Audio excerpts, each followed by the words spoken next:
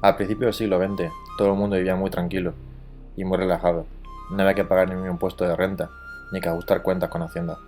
Hasta que de pronto, en 1933, entraría en vigor un nuevo impuesto sobre la Contribución General sobre la Renta, cambiando la vida de todos los ciudadanos de España.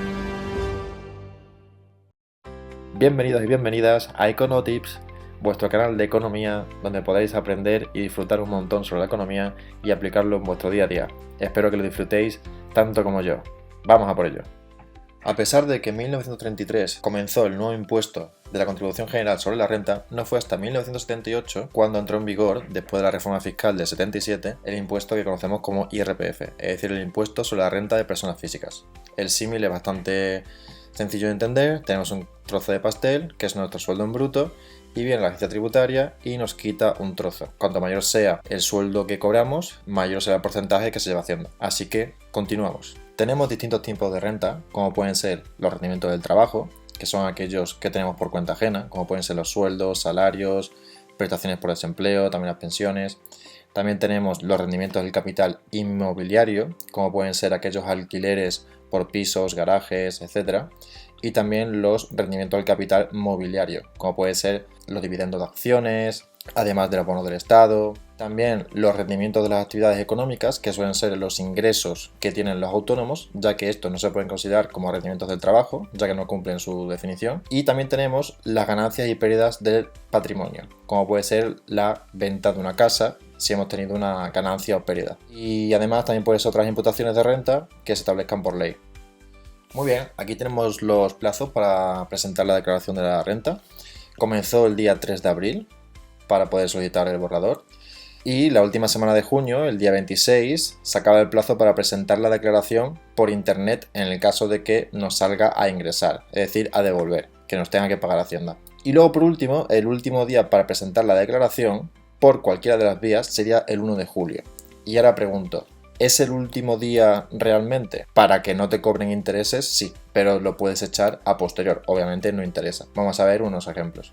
Si hacemos la declaración fuera de plazo, tenemos varias opciones. Si nos sale a pagar, es decir, tenemos que pagar a la agencia tributaria, se nos van a aplicar diferentes recargos, diferentes intereses. Si lo hacemos de forma voluntaria, es decir, no nos ha tenido que avisar Hacienda de ello, nos hemos dado cuenta nosotros y al mes o 2 meses nos hemos dado cuenta y se nos va a aplicar un recargo. Por ejemplo, si lo hacemos dentro del primer mes, el recargo que se nos va a aplicar va a ser de un 1%. Si son a los 2 meses, 2%. Así se va sumando por cada mes un 1% de recargo. Por tanto, una vez que llevamos más de 12 meses, el recargo va a ser de 15% más los intereses de demora, que luego veremos lo que son los intereses de demora. Y vamos a ver un ejemplo. Si imaginaros nos sale a pagar 1.000 euros a la agencia tributaria y se nos ha pasado el plazo unos 6 meses. Por tanto, se nos aplicaría un 6% de 1.000 euros son 60 euros, en total pagaríamos 1.060 euros. ¿Qué pasaría en el caso de que nos avisara Hacienda, es decir, tenemos un requerimiento suyo? Este es el caso más grave. Pues se nos puede aplicar entre un 50 y un 150% de recargo. Ya depende de las cantidades, del tiempo que se nos ha pasado, de varias opciones. Pero el mínimo va a ser un 50%. Entonces, imaginaros el mismo caso anterior, tenemos que pagar 1.000 euros. El recargo mínimo serían de 500 euros y en los casos más graves o si Hacienda también piensa que ha habido intentos de fraude, serían hasta 1.500. Por tanto, el importe total mínimo que hay que pagar serían 1.500 euros y el importe total máximo sería de 2.500 euros. ¿Qué pasaría si nos sale a devolver? Es decir, nos tiene que pagar Hacienda. Pues aquí solo hay dos casos. De forma voluntaria, que da igual el plazo, da igual el importe, que tendremos que pagar 100 euros. Y si ha habido un requerimiento de Hacienda, pagaremos 200 euros. Da igual si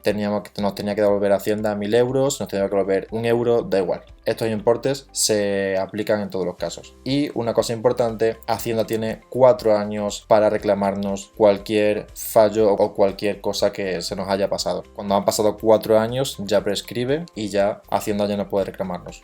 Ahora vamos a ver los plazos que tiene Hacienda para pagarnos y cuáles son los intereses de demora. Hacienda tiene hasta el último día del año, es decir, este año sería hasta el 31 de diciembre de 2024, para pagarnos la declaración de la renta, en el caso de que nos haga devolver. ¿Qué pasaría si no nos ha pagado este año? Pues el interés anual de demora es de un 4,0625%. Es decir, esto sería, por ejemplo, en el caso del año pasado. Si el año pasado, a día de hoy, no nos hayan pagado. Imaginaros que tenían hasta el 31 de diciembre de 2023 para pagarnos un importe de 1.000 euros. Imaginaros que nos han pagado el pasado 1 de junio. Es decir, ha habido 153 días de retraso. Por lo tanto, los intereses de demora serían 16,98 euros. ¿Cómo se calcula? Pues tenemos el importe a pagar, que son 1.000 euros, por el 4,0625 entre 100 para hacer el porcentaje, por los 153 días de retraso entre 366 días que tiene este año 2024 al ser bisiesto. Por tanto, sería 16,98 euros de intereses. Por tanto, Hacienda, después de 153 días de retraso, nos pagaría un importe total de 1.016,98 euros. Luego es decir una cosa importante, que estos intereses de demora, estos 16,98 euros, van a contar como ganancia patrimonial en la siguiente declaración de la renta, es decir, que de esos 17 euros casi vamos a tener que volver a pagar IRPF. Ahora vamos a ver en qué casos tenemos obligación de hacer la declaración de la renta y en cuáles no. Vamos a hablar un poco en general, ya que siempre hay muchos matices, pero estos son los casos más generales. Por rendimiento del trabajo, ¿vale? Siempre que seamos asalariados, es decir, por cuenta ajena, que trabajemos para una empresa, tenemos los dos casos más comunes. Solo un pagador, si cobramos más de 22.000 euros brutos anuales, por ejemplo, si cobramos 23.000 euros anuales, tendremos obligación de hacer la declaración de la renta. Si cobramos 21.000 euros, no tenemos obligación. Este caso es sencillo. Entonces vamos ahora un poquito más complejo si tenemos dos o más pagadores.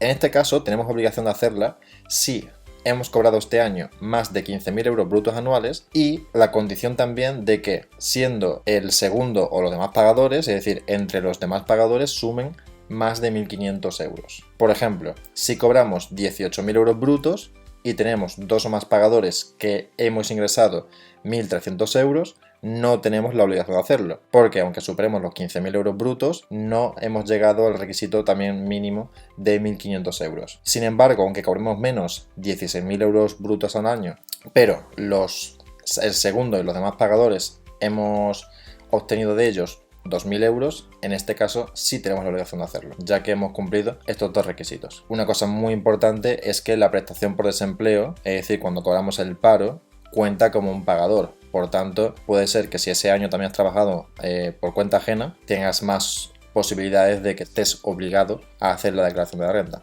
Por cierto, si te está gustando este vídeo, por favor suscríbete y dale a like, me ayudarás mucho y tendremos más contenido de este tipo. Si seguimos, hay otros casos que también son de obligación, como por ejemplo las rentas inmobiliarias, letras del tesoro y otras subvenciones, si entre ellas suman por lo menos 1.000 euros. Si tienes el capital de mobiliario y otras ganancias patrimoniales, si has superado los 1.600 euros, también tendrás obligación. Y si has obtenido pérdidas patrimoniales de más de 500 euros y inversiones o trabajo de más de 1.000 euros, es decir, si has invertido, en este caso es conjunto o por separado, prácticamente te obliga a hacer la declaración de renta en casi cualquier caso.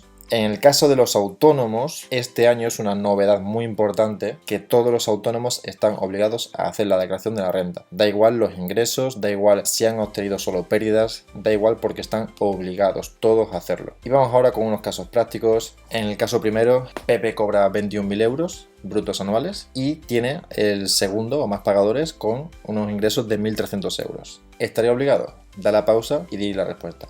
Pues bien, en este caso sí estaría obligado, porque aunque no por los segundos o más pagadores, porque no llega a 1.500 euros, pero sí porque la suma de ambos, si sumamos 21.000 euros más 1.300, tendríamos un total de 22.300. Por tanto, igualmente sí estaría obligado a superar los 22.000 euros. No por los segundos pagadores, sino por llegar a 22.000 euros. Por lo tanto, sí estaría obligado. Vamos al segundo caso. Luisa cobra 14.000 euros brutos anuales, percibe por prestación de desempleo, es decir, por paro, 1.000 euros, y luego aparte otro pagador, 750 euros. ¿Estaría obligada? Pues bien, Luisa en este caso también estaría obligada. ¿Por qué? Si suma todos los ingresos, obtenemos 15.750 euros. Por lo tanto, superamos los 15.000 necesarios para que sea obligatorio. Y si sumamos los segundos o más pagadores, el resto supera los 1.500 euros, como habíamos dicho anteriormente, que eran más de 15.000 y más de 1.500. Y acordaros, como he dicho antes, que la prestación por desempleo también cuenta como otro pagador.